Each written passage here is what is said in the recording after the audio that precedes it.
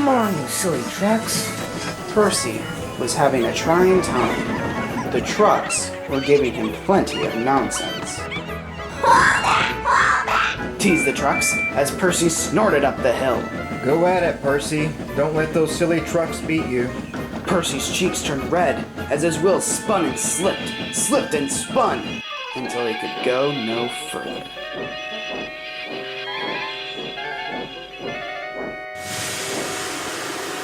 Bother! I'll call for help. The trucks giggled with triumph. When engines are having trouble, sometimes a banker is called. A banker is an engine that helps push other engines when their loads are too heavy.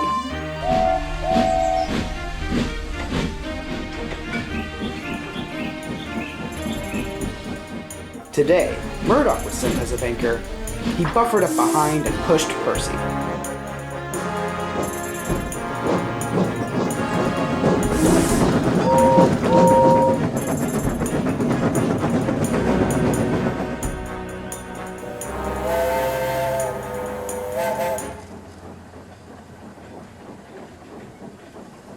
Murdoch, you are a strong engine. Yes, I am very strong. Then tell me why you would push Percy up my hill. Goodness, Gordon. I didn't know you wanted to give up your express and take a permanent career as a banker. Big, strong, tender engines like us don't waste our talents pushing engines up hills, let alone tank engines. That's a small engine's job. Oh, is that why I'm here? To push you up hills? I don't need help going up hills. What's got him so steamed up? He's just embarrassed to think about a bigger and stronger engine than him pushing him up his own hill. To think of an engine intimidated by me. It was bank holiday season time again.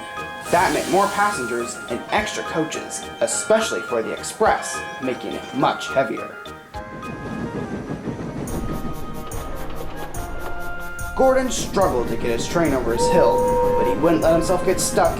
He pulled and tugged with all of his strength, but the strain was taking its toll on the big dual engine. A few days later, Sir Topham Hatt had a special job for Gordon. This has been one of the best bank holidays we've had. Gordon, I want you to deliver the profits in a special post train to the mainland. Yes, sir.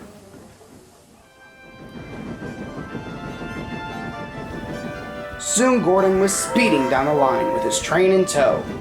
He then arrived at his hill. As he began to ascend the slope, the heavy train began to tug on his coupling, threatening to hold him back. No, you don't, He said, and pulled even harder. Steady, Gordon, warned his driver, as Gordon vigorously continued on, but the strain on his coupling grew stronger. I'll show them I don't need help up hills. At last, Gordon reached the crest. I knew I could do it. No sooner was he coasting down the other side when there was a terrible noise, bringing Gordon to a standstill. What happened? You've broken down. Your heavy trains have just been too much for you. Oh, the indignity. Gordon's driver went for help. Gordon was upset. He knew Edward would be sent to help. I'll never hear the end of this. He was surprised when Murdoch arrived. What are you doing here? Where's Edward? He was called away. I was sent to help push. Gordon was horrified. But big engines can't push engines up hills. But I'm not pushing you up. I'm pushing you down. Gordon's face hung lower than a signal as the embarrassed train set off.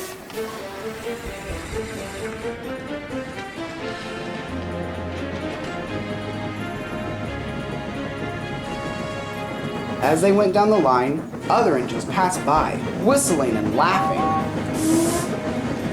Gordon had never felt so disgraced. You've had a trying day, Gordon. Once you've been repaired, you will have a much-needed rest. Thank you, sir.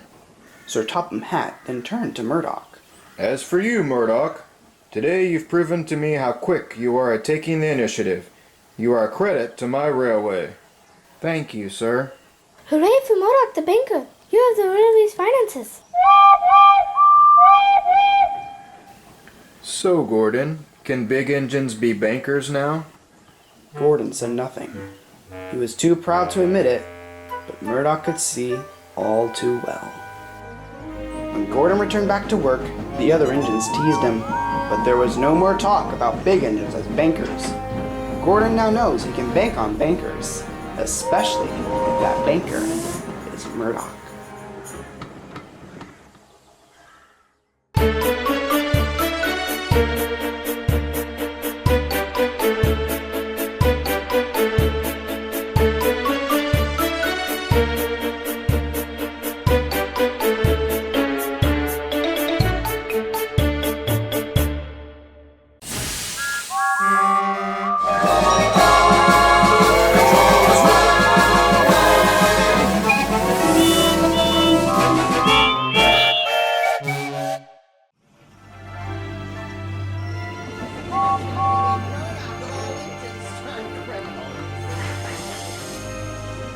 Alright, easy does it, Murdoch. Back it up! Easy there. You're good! Stop. Ready, Don't worry, Murdoch. We'll have your wonky whistle straightened in no time. We've also told the new guys to keep the noise down around here. Not a bad sentence for disturbing the peace. Hey, old boy. At last. Some peace and quiet.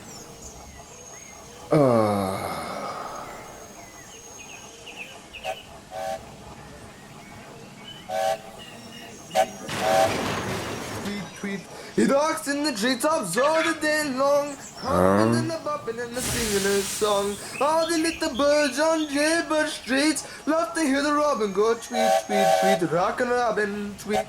I tell you things get better, but they don't. Tweety, every little swallow, every chickadee, every little bird in the tall oak tree.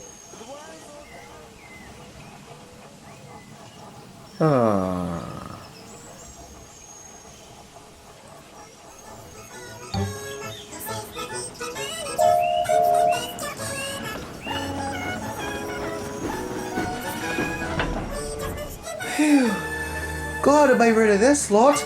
They've been singing all day. Guess these are your cellmates.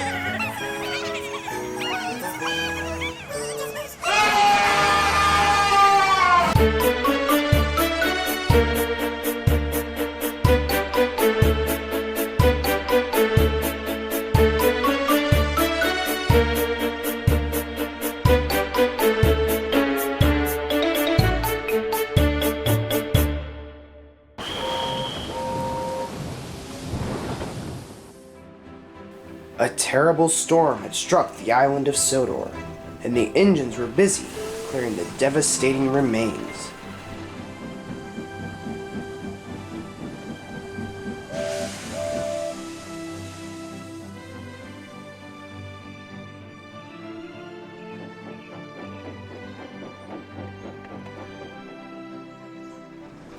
No one minded the extra work, but Sir Tom Heck could see how overworked his engines were. They would return each night, clapped out and miserable. The Fat Controller borrowed 4 diesels from the mainland to help with the extra work. The first was a familiar face that had history with the railway, Diesel. The other 3 diesels were from a private owner. The 2 that were alike were named Splatter and Dodge. The 2 meant well, but were prone for trouble.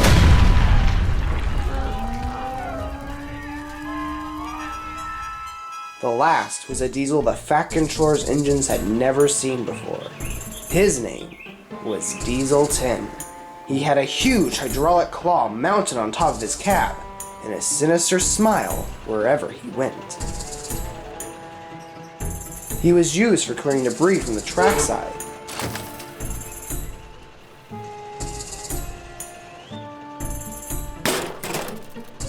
The engines didn't know what to make of it, and assumptions soon spread. They're coming for us! I never thought diesels would begin having such a presence on our island. But now they're here! I can't believe Sir Topham Hatt let that scumbag Diesel return. He's brought nothing but trouble since the day he arrived.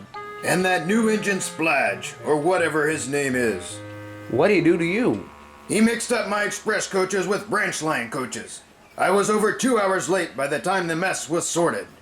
It was humiliating. Oh, he what? I believe he's called Dodge. Who cares what they're called?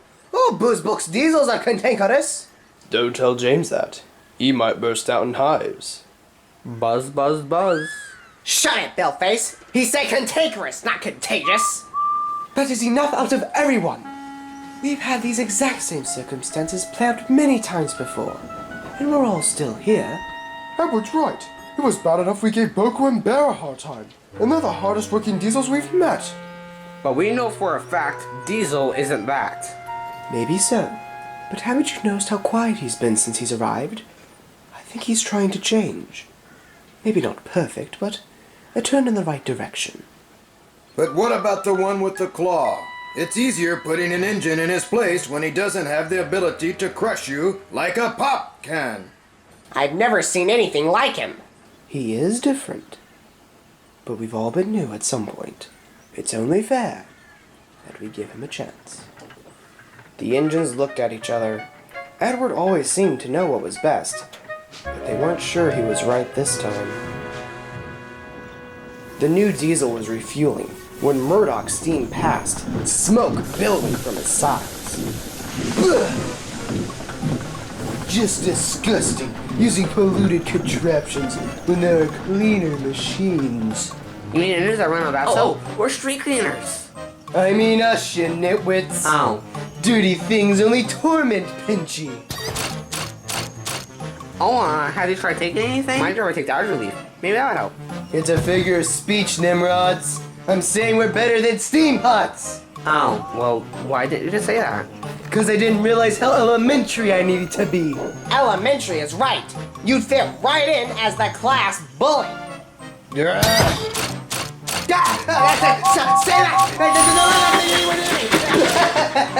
Oh, see? Steam engines are nothing but cowardly, dirty, worn-out hunks of metal that wouldn't even hurt a fly. Yeah, well, maybe steam engines don't like being called that. Yeah, if I said something like that to a bigger engine, they must like about sharp buffers in. That hurt. Yeah, well, they wouldn't do that to me. Not with Pinchy. Doesn't matter the size, they all fear me. Gordon had overheard, and he was appalled. There's got to be a way to put that claw machine on wheels in his place. He muttered.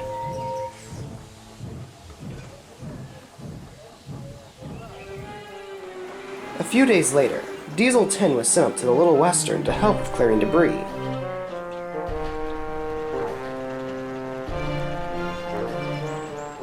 He was unrelenting with his comments about steam engines.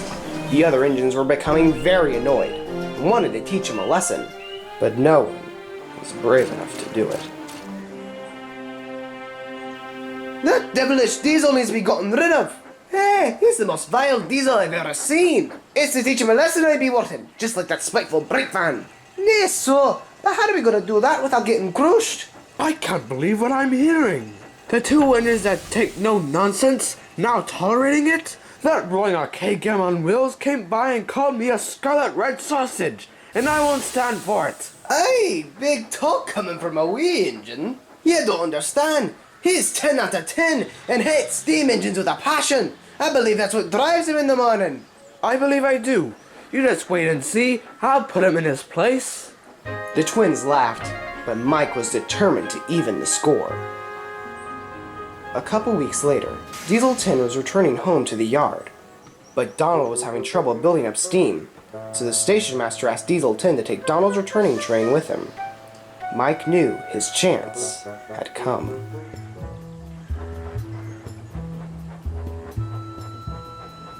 Psst. Can you do me a favor? What? Can you teach that diesel a lesson? You'd be doing the railway a good turn. The trucks were surprised. They liked the chance of being heroes. Come on, you dirty lot. I'm tired and I want to get this job done fast. Laughed the trucks as Diesel 10 hurried away. As he did, Rex had puffed up.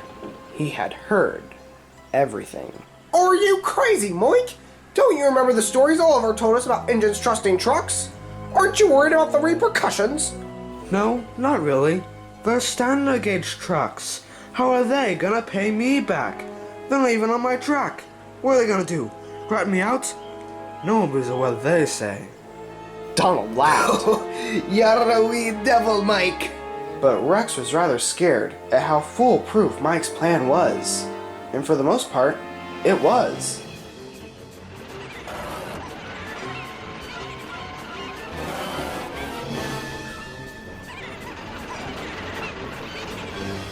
As Diesel 10 made his way down the line, the trucks pushed him right into a washed out part of the line. You miserable trucks! Barked Diesel 10. The trucks only laughed. The next morning, Diesel 10 was rescued.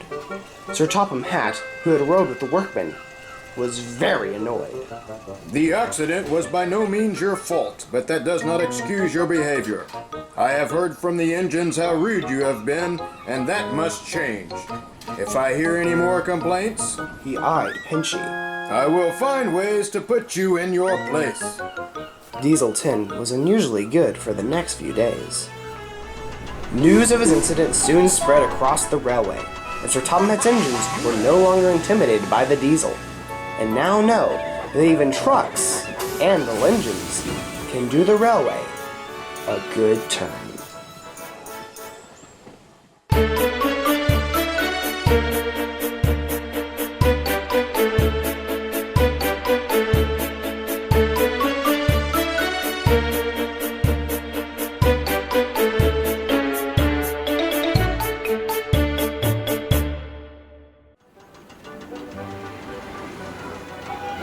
It was a special day on the island of Sodor. Frankie the Crane was loading a new engine. He was blue, and his shape resembled that of a diesel. This is Logan. He will be heading Knapford Yard until he is due to return back to the mainland. The engines were pleased to have a new station pilot, even if it was only temporary. Hello, Logan. I'm Porter. Welcome to our island. Nice to meet you. Logan then directed his attention to Sir Topham Hatt. Sir, will I be heading to the yard soon? I'm eager to start work. That's the kind of spirit I like to see in an engine. Derek, please escort Logan to the yard. Yes, sir. And Emily, please collect some bubble liquid from Vickerstown. It is needed for Mr. Bubble's act at the Sodor Talent Show today. Right away, sir.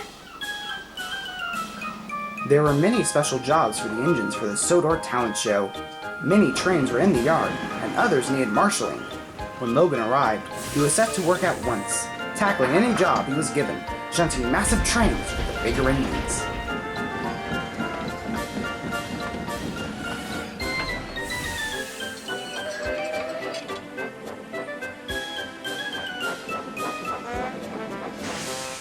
You certainly are a strong little shunter.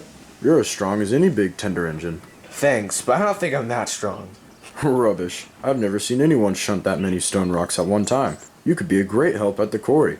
No thanks, I'm not too fond of quarries. Say, the trucks around here are very troublesome, but you seem different. It's true that most of the trucks are troublesome, but some of us try to be different. I wish it was the same for that line over there. They've refused to move. Not if you take me. I can straighten them out. That'd be great. Hector. Logan. Come on then, let's straighten them out. Meanwhile, Emily was on her way to the yard with the bubble liquid. But a signalman had fallen asleep, and the signal wasn't set for Donald on the same line. As Emily began to descend the hill, so did Donald.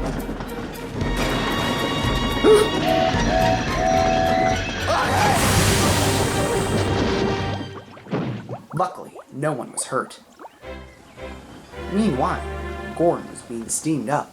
Hurry up, driver! The brass band waits for no engine.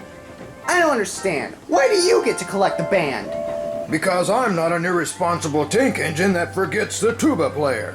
You'd forget the whole band if your coaches weren't shunting it to you. That's enough. Come along, Gordon. We must refill on coal.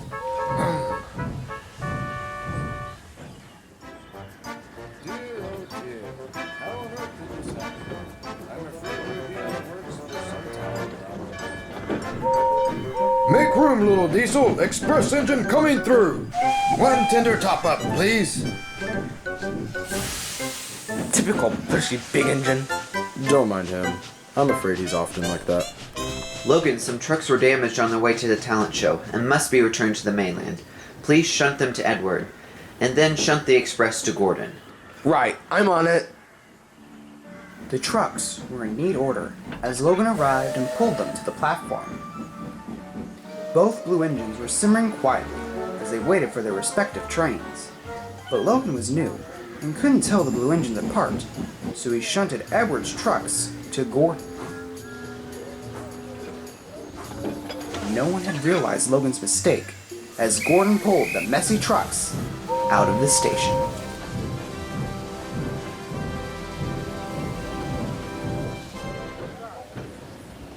And here you go, Gordon. I'm not Gordon, I'm Edward. Wait, if you're not Gordon, then... Uh-oh. Where are all these bubbles coming from? Wait! You have the wrong cars! Oh, the indignity! Uncouple these bubblesome trucks immediately! So Logan did.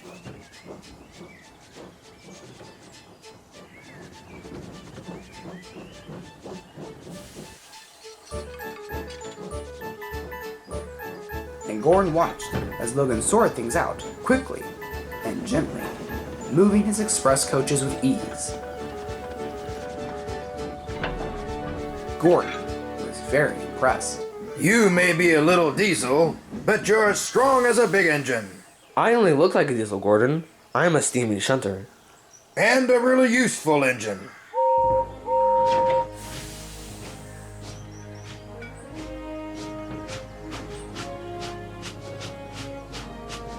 And with his boiler bubbling and his firebox full of pride, Logan headed back to Knapford.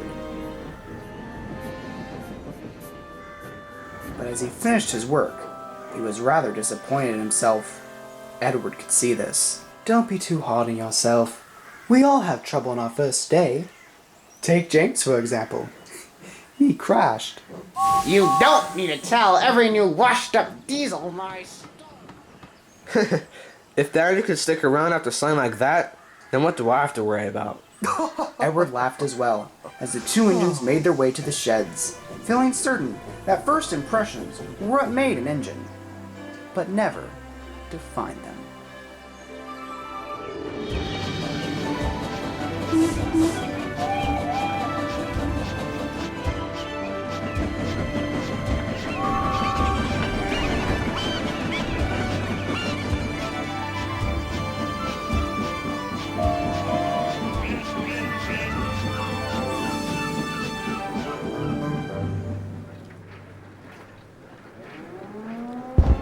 The main coaling plant on Sodor is located in the region of Crosby.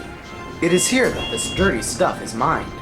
Without it, traffic along the railway network would come to a standstill, making it very important that coal hoppers around the island are filled. Normally the odd engine is given the coaling job, but since the Northwestern Railway had grown over the last few years, the need for coal was also in high demand. Percy had been sent to collect coal for Thomas's branch line, but he was very busy and arrived late. Late again. That's the 10th time this month.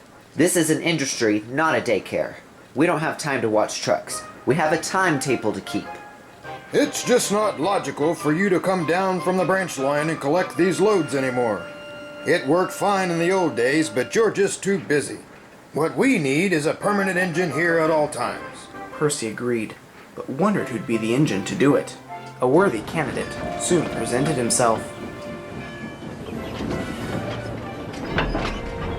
I want no more trouble from you lot. Logan was a visiting engine who had come to help out during the summer. Thank you, Logan. You've got this lot behaved very well. It's nothing, Edward. You just need to show him a firm will. More than a firm will, I fancy. Teaching these trucks discipline, I see. I hope you don't mind, sir. No, not at all. In fact, that's the exact kind of determination and discipline we need up at the coaling plant. Would you like to run it? Are you certain, sir? Undoubtedly. Your recent success in the yard has more than made up for your earlier mishap. It's yours if you want it. Logan just beamed.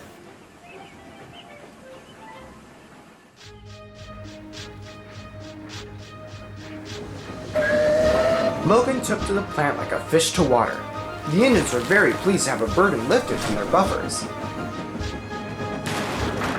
Logan would marshal the trains for the other engines and would even make deliveries. Logan loved it. He was truly home.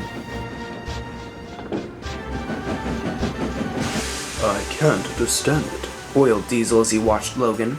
We diesels are meant to run oil plants, not fuel these puffers. Where's your diesel pride? First of all, I'm not just fueling these so-called puffers. And second, I'm a puffer too. Master. Logan was enjoying himself and was pleased to see Hector more often. The two friends soon had the coaling plant in shape, but there was one truck who had taken a disliking to Logan. Fred was used to being top truck. All the others listened to him, but now that Hector was around, no one dared, and Logan quickly put Fred in his place. You should try and make something of yourself. Listen here, boiler brain. No one comes into my yard and takes over. Big talk from a fire truck like you. With all that smoke, no wonder you're orange. Oh, you think it's so funny, do ya? No one makes a laughing stock out of me. That's the Gigglesome trucks. So that's where you belong. I'll shut you with them now. Laugh all you want, but I'll have the last laugh. Thankfully for Logan, he had had Hector to help keep Fred in line, until Hector had to have his brakes fixed. Fred had Logan right where he wanted him. He became insufferable.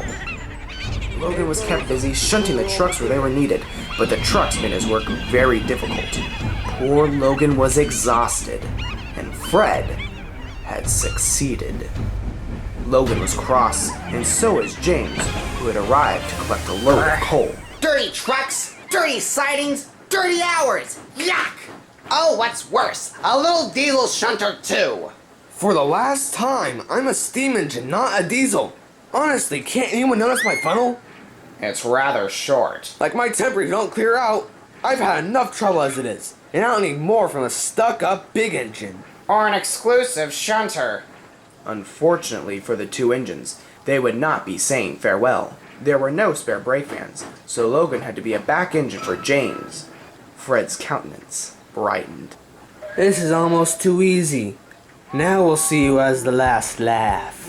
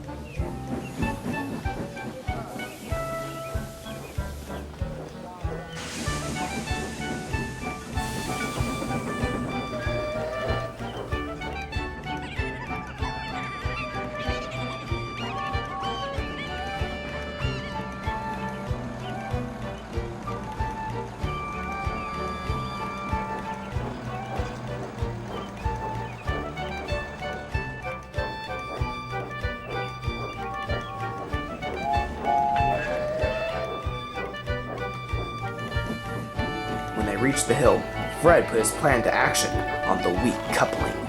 Come on! Slow down, you're dragging me!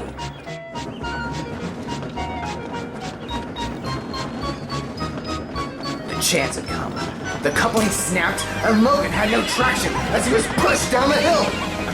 Logan was frantic. He let out a warning whistle as they coasted along the line with the trucks. His driver put on the brakes, but they were going too fast. The Slingman heard the commotion and quickly raised the alarm. It's a runaway! The Slingman in the next box hastily set the switches as the cavalcade jetted alongside Hank. That's done it. But if they don't slow down, they won't make the bend. Stop this at once! But it was too late as they rounded a bend.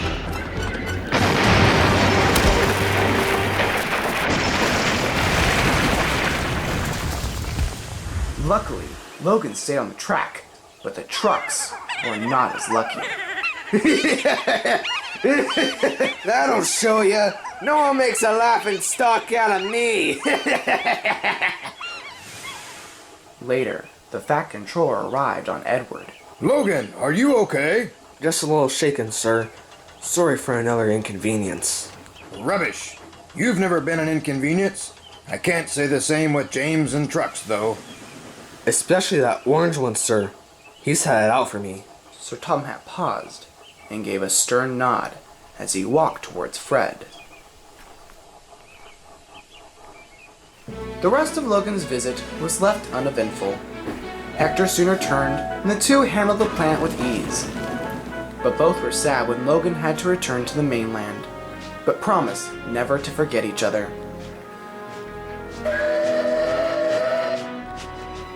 But Logan was able to leave with a smile when he saw the newest waste truck. Who said the last laugh now? Fred only scowled harder.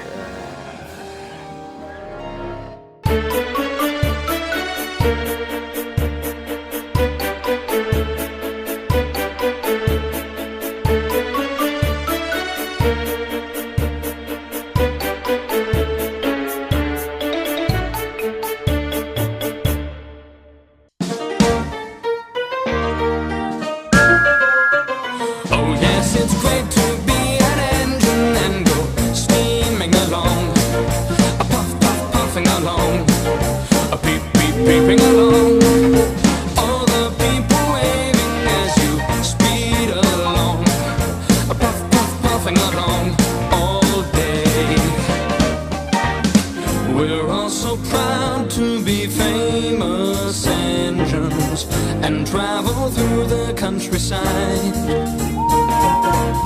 We're always brave when there's hills to climb. No mountain is too high. Oh yes, it's great to be an engine as you're steaming along. Puff, puff, puffing along. Beep, beep, beeping along. Fly along the rails as your wheels go round. Whizzing around all day. It doesn't matter come rain or shine, there's always things for us to do. And in the cold, cold winter time, we're ready. When you light the fire and stoke the boiler, and we'll be there for you. Oh yes, it's great to be an engine as you're steaming along, puff, puff, puffing along, peep, peep, peeping along. Feel the wind around you as you push along, puff, puff, puffing along all day. Just think how wonderful it would be to live on the magical island of Sodor, helping Thomas the Tank Engine and his friends. All day long, it would be like a dream come true. If only I could be an engine too. Oh yes, it's great to be an engine and go steaming along. Puff, puff, puffing along. Beep, beep, beeping along. All the people waving as you speed along. Puff, puff, puffing along all day. Oh yes, it's great to be an engine as you're steaming along. Puff, puff, puffing along. Beep, beep, beeping along. Fly along the rails as your wheels go round. Puff, puff, puffing along. Beep, beep, puffing and puff, puff, puffing and steam around all day.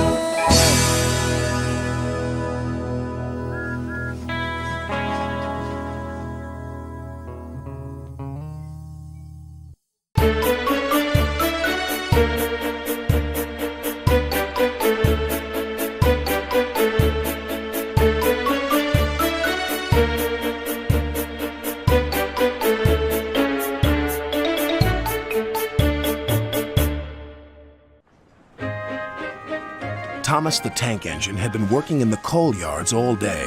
The little blue engine was covered in coal dust. "We can't clean you up tonight, Thomas," said his driver. "There's a problem with the hose pipe."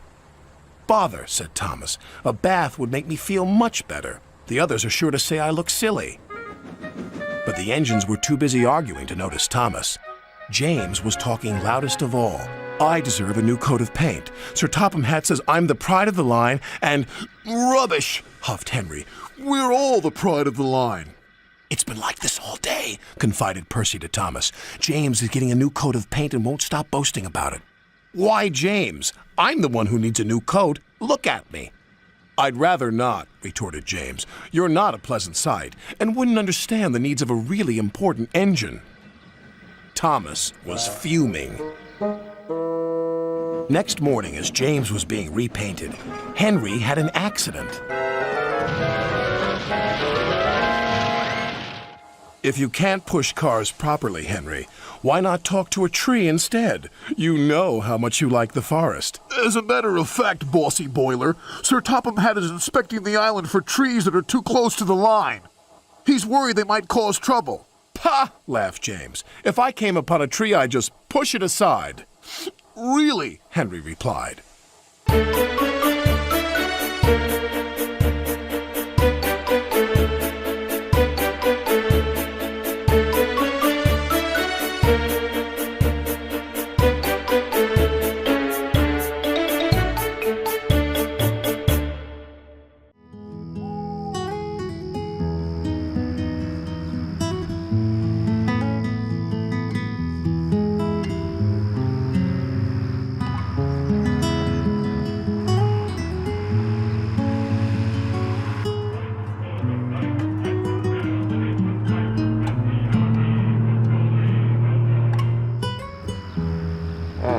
Here we are. Not a bad last run before retirement, eh, Bart?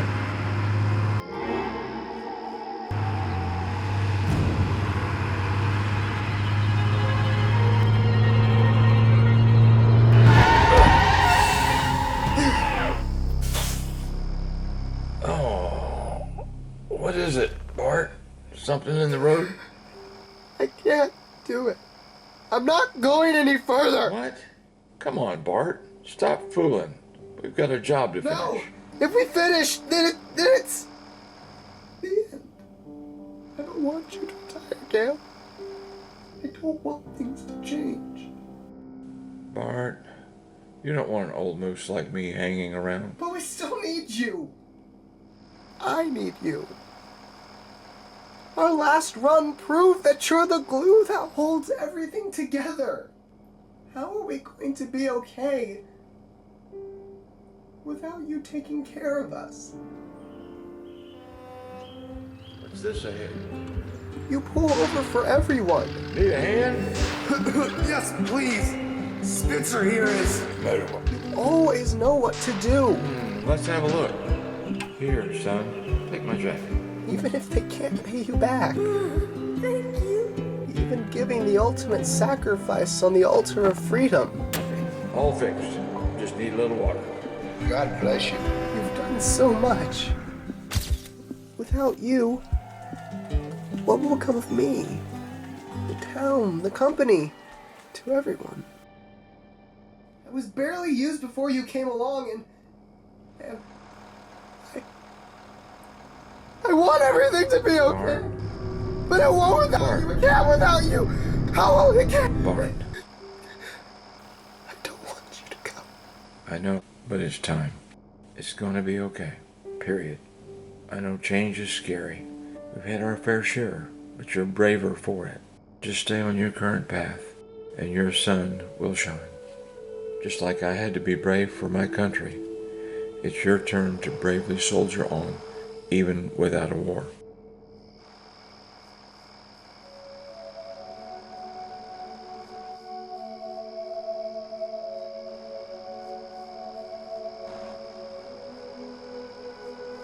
It's always darkest before the dawn. Can we finish our run? Yes. The perfect run to say goodbye. It's not goodbye, just simply a see you later.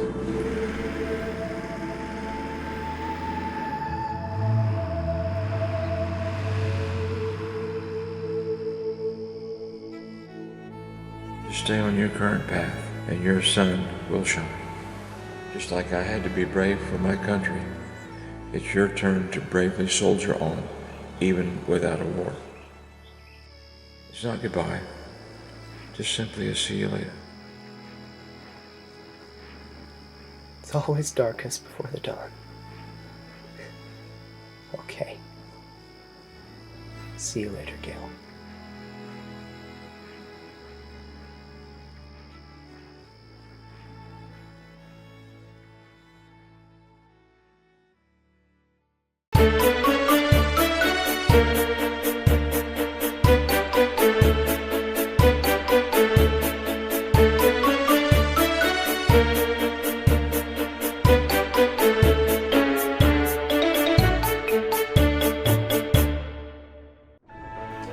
Percy was still flustered after the time Billy had pushed him into the coal chute on his first day and never apologized. Although Billy had changed some of his ways, he still didn't maintain good relationships with the other engines. This made most of his encounters rocky. Careful, silly Billy. There might be an engine behind you. Don't tell me what to do! No one wants to see an annoying engine under the chute! Billy was so enraged that he didn't notice he had stopped directly under the chute. "Ah, phooey," cried Billy as with a rumble, coal gushed out all over him.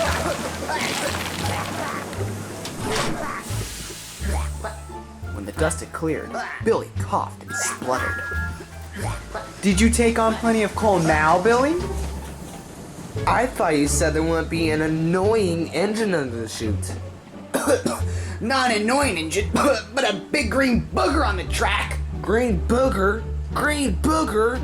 Well, at least I'm not a deranged tangerine. The two argued bitterly until the yard manager sent Percy away. When Billy was cleared out, his paint was scuffed and chipped. Billy was furious. "He distracted me on purpose!" he said darkly. Percy was cross as well. He called me a big green booger. Well, you do have the proportions to be one, Percy. That Billy is as much help as a sour pickle. You're probably making a big deal over nothing. Percy said no more and went unhappily to the back of the shed. Sometime later, Toby was sent to the works for an overhaul. Sir Tom Hat decided to send Billy to work in Toby's stead. But I expect no more trouble between you and Percy. But sir, he's the one who started it! I don't care who started it. You two need to learn to be the bigger engines and not bicker like an old married couple. Billy said no more. Billy worked hard, but he and Percy wouldn't talk to each other and would give nasty looks to one another as they passed by. It was so bad that the two would sleep in separate sheds. "You two need to smarten up. It's silly to hold bitterness between each other." He's a pickle! You're the pickle! You're green and lumpy! Thomas sighed. It seemed the two would never be friends. The Sodor Fair had come again, and this year there was to be a homemade pickle contest. All the entries were loaded into 2 vans to be taken to the fair at Farquhar. As Percy delivered the train, Billy was delivering a train of stone. Silly Percy, being a bossy pickle. Ha! Meanwhile, Percy's vans had become restless and had broken away. Gathering ever more increasing speed, they rattled past Daisy and they soared over the crossing. Is this nonsense common on this railway? The vans only laughed, touring down the line at a tremendous rate.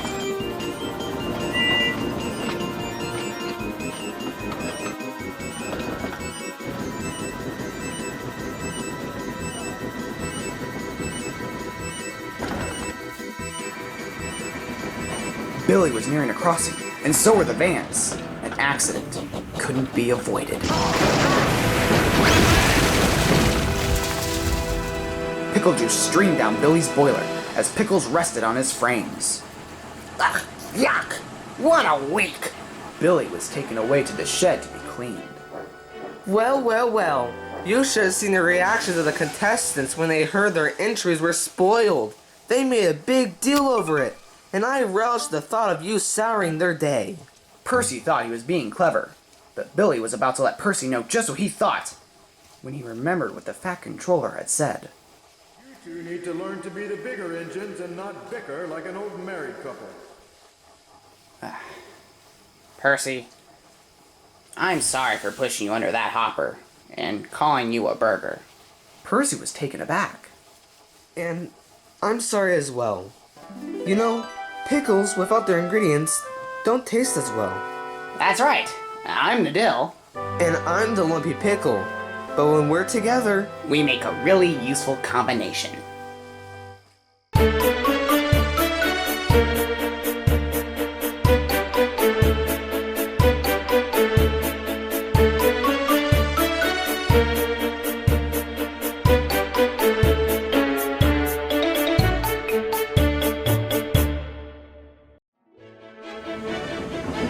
It was an unusually warm day for the time of year on the island of Sodor. As Thomas pulled a goods train down his branch line, he grew hotter and hotter. The sun baked the metal rails, so Thomas hurried over them. As he steamed uphill, he huffed wearily. This is thirsty work! At the next station, he pulled up alongside the water tower. I'm boiling! I need a nice, long drink. Then Bertie the bus arrived nearby. While waiting at the bus stop close to the water tower, he saw Thomas was looking hot and bothered. Hey, minor vegetable, huh? I'm glad I don't have to pull heavy trucks and run on hot rails. And all that coal you carry must slow you down. Thomas was cross. Engines are more efficient than buses, whatever the weather. After his drink, Thomas felt much cooler and traveled on his way. Goodbye, Bertie. You won't see me for smoke.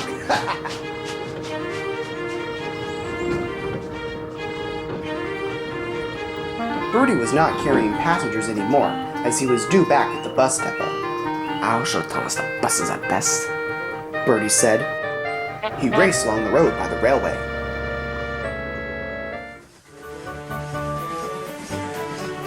Meanwhile, Thomas had spotted trouble up ahead. His driver put on the brake. Oh, the sun has made the rails bend. Thomas had to go over it very slowly indeed. Next moment, Bertie sped by. I'm glad I'm not an engine. Roads don't buckle.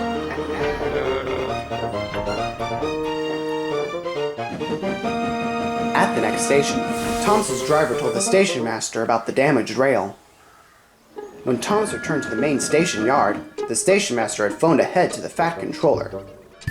Soon, Thomas was sent back up the line with some engineers to replace the damaged rail. On the way, Thomas stopped at a red signal. As he waited, he saw Bertie stuck in a traffic jam. Clouds of steam were gushing from Bertie's radiator. His driver had gone to fetch more water for it.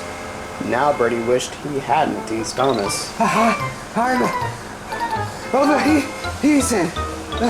Wasn't that a nice, cool drink? I'll be fine. Thomas grinned. I've never seen a steam bus before. He chuckled.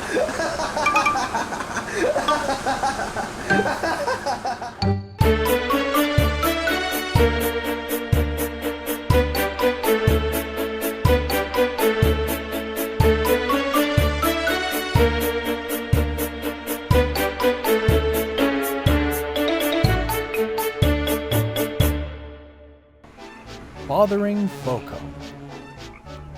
The island of Sodor was under a hot spell. The summer tourists didn't mind. They were bound for sandy beaches, shady forests, and scenic escapes.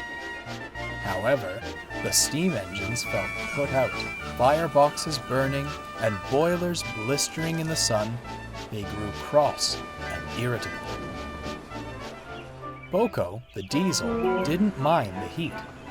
He loved the sunny weather and tried to cheer the others up. The steam engines liked and trusted Boko, which was more than they could say for most diesels. Unfortunately, this meant they often complained to him. Just never ends. What never ends? My bad luck. First, I get stuck with branch line work.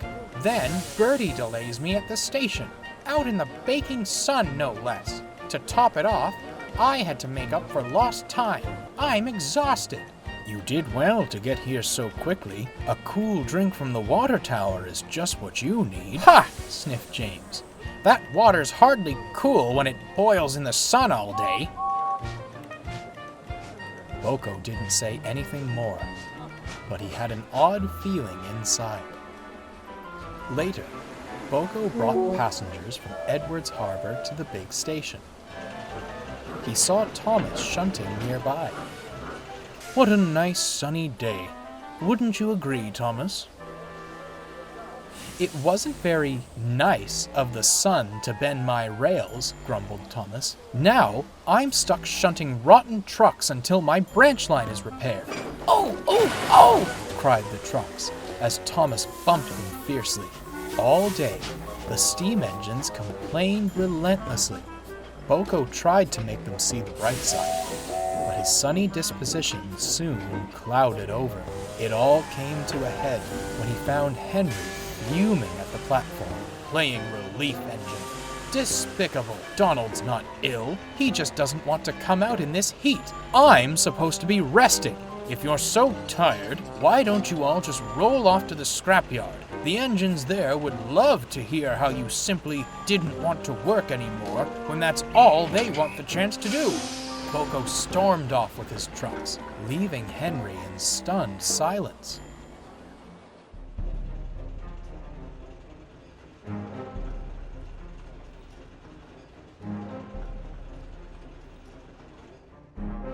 Ridiculous. Relentless moaning and groaning, as if they're all so hard done by.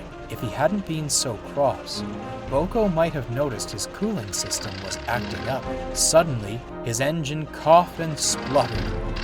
With a bang, Boko ground to a halt, wisps of black smoke rising from his vents. That's torn it. That's what you get for being cross. Now I'll have to call for help.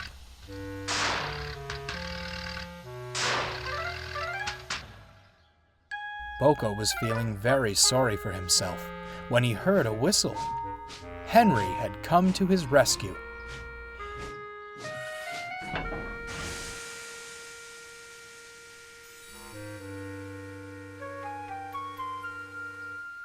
I'm sorry, Henry, sighed Boko. What I said was horrid and... No, Henry cut in. I'm sorry. We all are. We shouldn't have pushed our problems onto you. You always show us the bright side. It's time we learn to see it. Now, let's get you to the works. When Boko returned, the steam engines greeted him with rapturous whistles and cheers. He was overjoyed and never let bad moods get the better of him again. The steam engines took a page from his book and stopped complaining. Well, most of them. Filthy, rotten trucks, muttered James. Why do I have to pull them?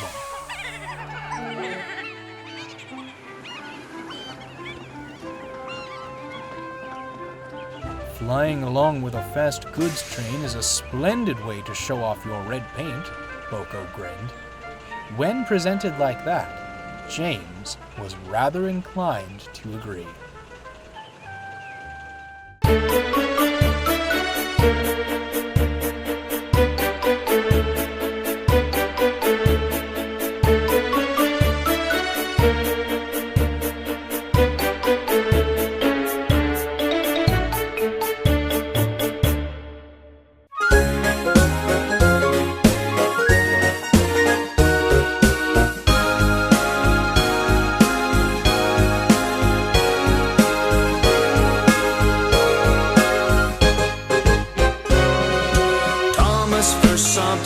The tractor plowing in a field one day, and he said, my oh my, you do look funny. Where are your wheels, are your wheels, are your wheels, however do you move along? You really do look funny. Don't be so rude, said Terrence the tractor, I don't have rails like you, because my caterpillar tracks are so much better. And I can go anywhere, anywhere, anywhere. I don't need rails like you. One day I will prove it, show you how I do it. Then you will understand.